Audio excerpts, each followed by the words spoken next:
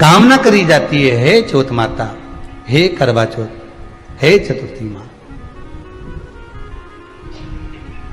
मेरे जीवन में मैंने आपका व्रत करा है, मेरे इस व्रत को स्वीकार करना, मेरा सौभाग्य का, मेरा मांग का सिंदूर, मेरी भाल की बिंदी, मेरे हाथ का चूड़ा, मेरी पांव की बिछोड़ी, इसको अमर करना मां।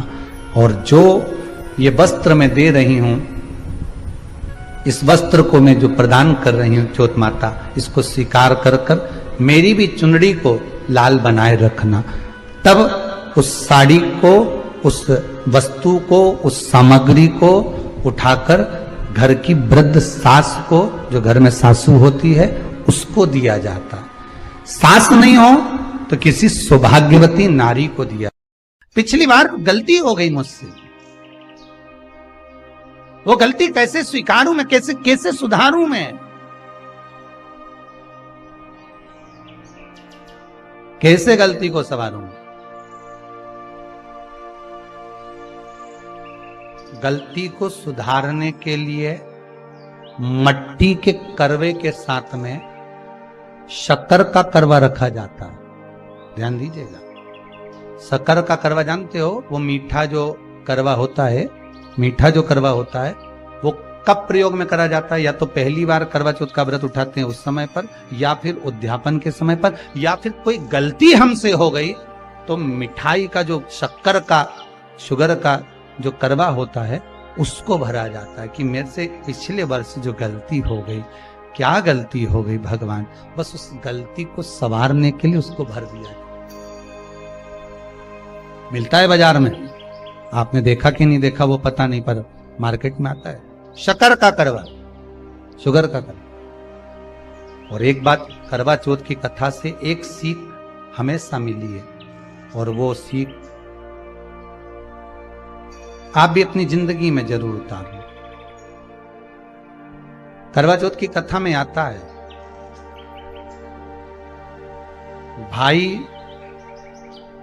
बहन को भोजन कराने के लिए बुलाते हैं, पढ़िए ना कथा। उस दिन भाभियों का भी करवा चौथ का व्रत है, सेठानी का भी करवा चौथ का व्रत है, और बेटी का भी करवा चौथ का व्रत। पर भाई जब भोजन करने बैठे तो बहन को आवाज लगाई, आजा जीजी भोजन कर ले। दीदी आओ भोजन करो। दीदी ने कहा नहीं, आज मेरा व्रत है, जब तक चांद नहीं देखूंगी तब तक मैं व्रत नहीं छोड़ सकती।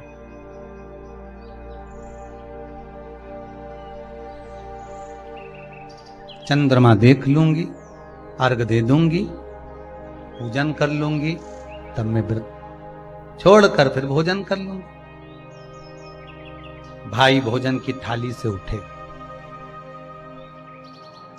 भोजन की थाली से भाई उठे, सबने विचार कर लिया, एक काम करो, जीजी भोजन नहीं कर रही है, दूर जाकर वहां आग लगाओ, टेकरी के ऊपर आग लगाना, एक चलनी इतनी बड़ी ले जाओ, उस चलनी को दिखाना आग में, मैं जीजी से कह दूंगा वो चांद निकल गए और जीजी अर्घ दे देगी, अर्घ दे देगी, भोजन कर लेगी। बेचारी कब की भूखी, सुबह से उसने कहीं खाया नहीं। अब दया आ रही है भाइयों को। करवा चौथ की कथा बहुत ज्ञान की कथा है, कभी माताएं तो आप तो पढ़ती होगी, तो चलनी में मुंडा देखने से पहले तो पढ़ी जाए, उसके बाद मुंडा देखा जाए, उसके बाद मुंह देखे चलनी में, ने तिलक करे, ने फिर आरती उतारे, ये तो सब बात का छत के ऊपर का ये सारा प्रोसेस बात का। पर नीचे तो जब तुम पूजन करो तो उस समय पे किताब पढ़ने पड़े, और उसमें लिखा ने भाई उनके दया आ गई, दया आई तो बहन के खाना खिलाने के लिए ने चलनी में वो आग जलाकर दिखा दी।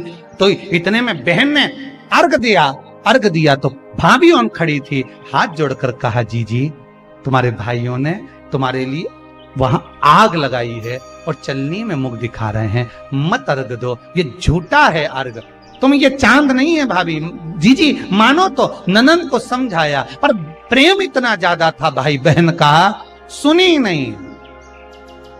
कभी कभी भाभियां ननंद को समझाती हैं, क्यों लड़ लड़ कर वापिस आ जाती हो? तो नंदों को लगता है हमारी भाभी तो हमारा पक्ष ही नहीं ले रही, पक्ष नहीं ले रही, तुम्हारे को जोड़ना चाहती है भाभी, इसलिए करे जीजी जरा जरा सी बात में दौड़ दौड़ के मायके मत आया करो, भाभीियों को ननद बुरी नहीं लगती, पर कभी कभी जब वो बोलती है तो तुम्हारा घर जोड़ने की बात करती है, तोड़ने की नहीं। पर हमको लगता है कि भाभी तो हमसे जलती है, हमको तो कह रही कि वहीं पड़े रहो, भरे जूता खाओ, कुछ भी करो, पड़े रहो। पर शास्त्र भी तो कह रहा है कि किस्मत में अगर सुख लिखा है तो सुख मिलेगा, और किस्मत में दुख लिखा है तो दुख मिलेगा। थोड़ा सा एडजस्टमेंट करना पड़ेगा। बार बार मायके वालों को अपने बीच में मत लाओ। हाँ, राखी पे जाओ तो पूरी सुना के आ जाओ। अब कथा कर रही है, भाभी समझा रही है ननद को, करवा चौथ की कथा में लिखा है। आप लोग कहोगे कि सियोर वाला महाराज कहां से बोल रहा है, तो करवा चौथ की कथा में से पढ़ लेना। भाभी ने समझाया मत करो पूजन, ये गलत है। नहीं मानी, तुम तो हमारा अहित चाहती हो। कर दिया पूजन, अर्घ भी दे दिया, जाके भोजन कर लिया। सब तरह से गणेश जी का अपमान हो गया, बर्बाद कर दिया भगवान। रोने लगी, बिलखने लगी। पूछा, अब मां के गले लगकर रो रही थी सेठानी के मां, बर्बाद हो गई है, सब कुछ नष्ट हो। मां की आंख में आंसू थे। गलती क्या हुई है कुछ मालूम है? मुझे लगता है कि पिछले वर्ष जो करवा चौथ पर पूजन करी थी तो भाइयों ने आग जला दी थी, ये भाभियों ने कहा था। तो सास बोली, तेरी भाभियों ने तुझे पहले नहीं बताया? नहीं मां, मैं अर्घ दे रही थी तभी भाभियों ने कह दिया था कि यह चांद नहीं, तुम्हारे भाइयों ने तुम्हें भोजन कराने के लिए चलनी में अग्नि दिखाई। तो बेटी, गलती तो तेरी है ना। सवेरे से लेकर शाम तक जब भूखी रही, 8 बजे तक भूखी रही, 9 बजे तक भूखी रही, ने टोरा टोरी ने छोरा छोरी के बार बार छत पे भेज रही, देख के तो आया कि नहीं आया, देख के तो आया कि नहीं आया। सुबह 4 बजे से लेकर रात्रि के चंद्र आए जब तक आप भूखे रहते हो करवा चौथ के दिन। फिर जल्दी किस बात की है? क्यों इतनी जल्दी है? वहां जाओ, वहां देख के आओ चांद आया कि नहीं, वहां जाओ, वहां देख के आओ चांद आया कि नहीं आया। अगर भगवान को दर्शन देना है और तेरे व्रत में अगर प्रबलता है तो भगवान तो छत के ऊपर पर ही आकर खड़ा हो जाएगा। तो विश्वास तो रख, भरोसा तो रख। पर विश्वास ही नहीं, भरोसा ही नहीं, तो कहां प्राप्त हो? कैसे प्राप्त हो?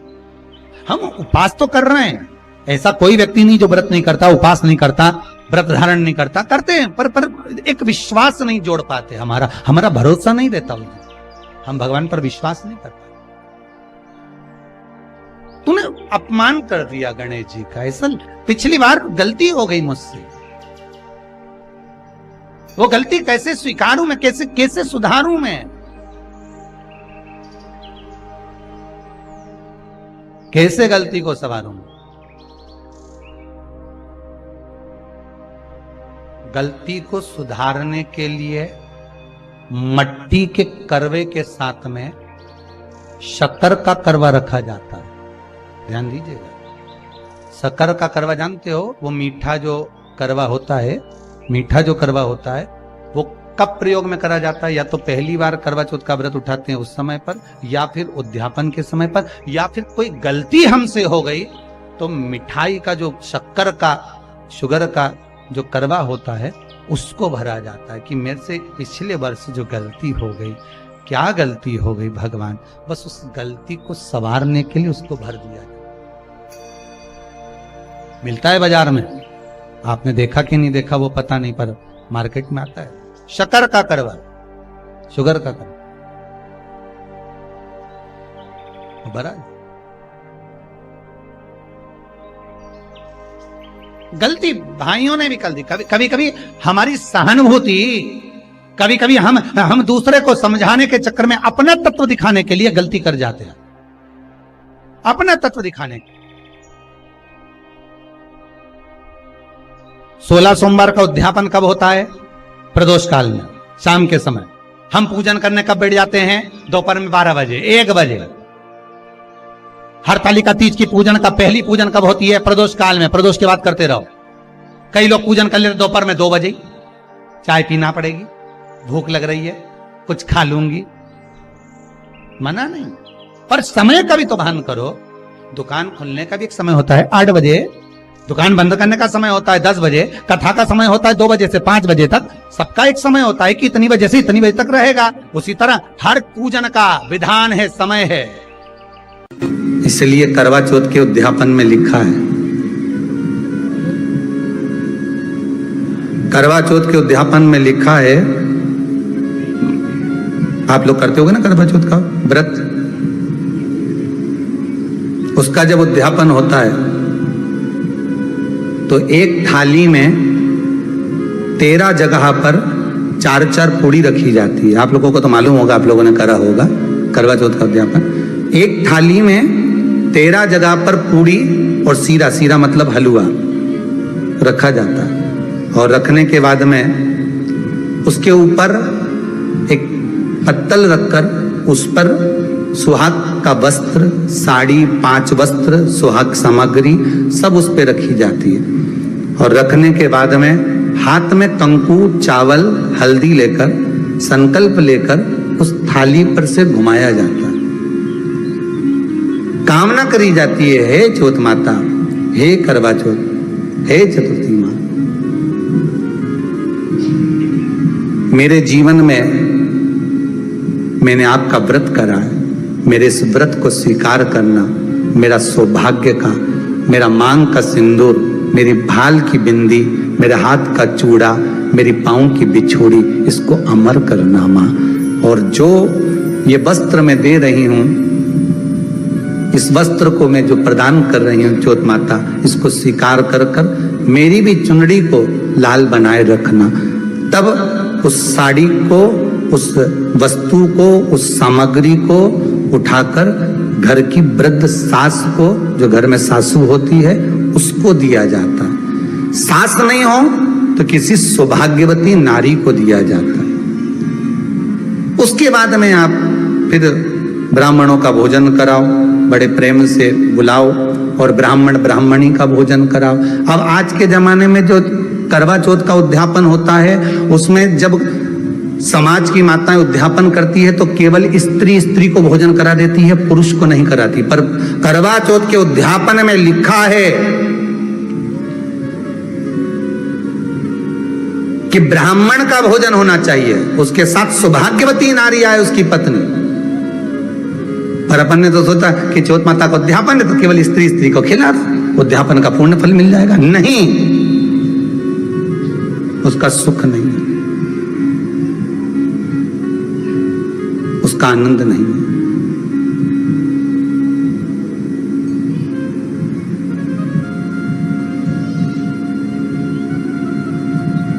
और देने का भी फल है महाराज। करवा चौथ का उद्यापन करो तो भोजन करने उसको बुलाओ जो जो अपने घर का हो, उसको उद्यापन में नहीं गिनो। अपने घर के लोग हो तो वैसे ही भोजन करेंगे, घर का व्यक्ति तो वैसे ही भोजन करेगा ना।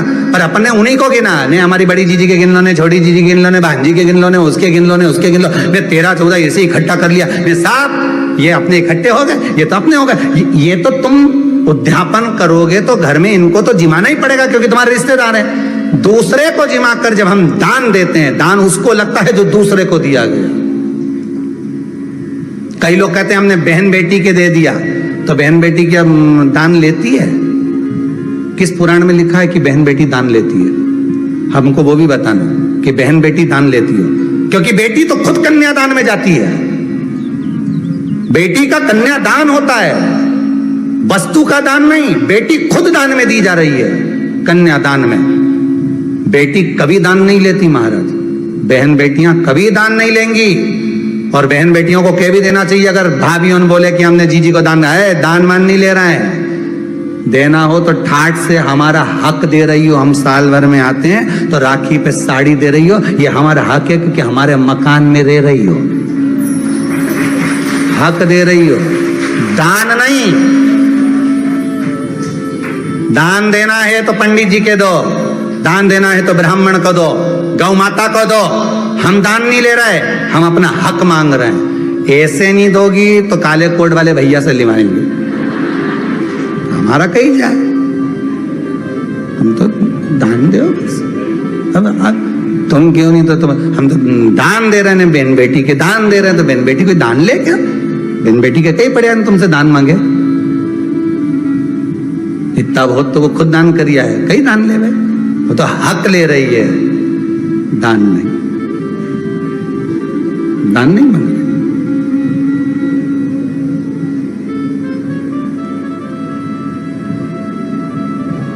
अब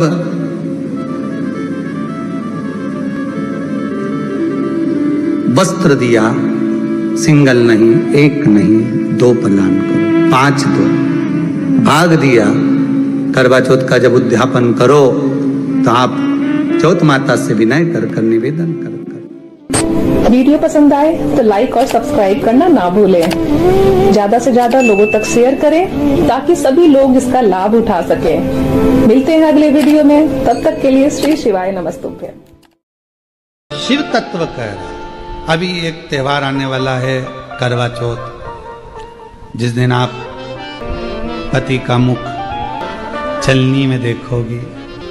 निवेदन है, आटा चलनी में मुंह देखो, चाहे चाय की चलनी में मुंह देखो, पर निवेदन है पति को ताने दे देकर उसके दिल को छन्नी कर मुख मत देखो। ऐसा पूरे विश्व की मेरी जीजियों से निवेदन है, आपके भाई का इस निवेदन को स्वीकार करना। आपका पति आपको करवा चौथ पर साड़ी दिलाएगा, गहने दिलाएगा, सामान दिलाएगा, आपका भी फर्ज बनता है कि अपने पति को कुछ दो। तो निवेदन है उसके गले में एक रुद्राक्ष जरूर पिन्हा देना, उसकी रक्षा के लिए, उसकी सुरक्षा के लिए, उसके आत्मबल के लिए, उसको रोगों से मुक्त करने के, तकलीफों से दूर करने के। जब वो आपके लिए इतना करे तो आपका भी तो फर्ज बनता है कि एक रुद्राक्ष लाल धागे में आप उसको पहना सको। आप अच्छे रहेंगे तो बच्चे भी अच्छे रहेंगे, आप अच्छे रहेंगे तो हम भी अच्छे रहेंगे।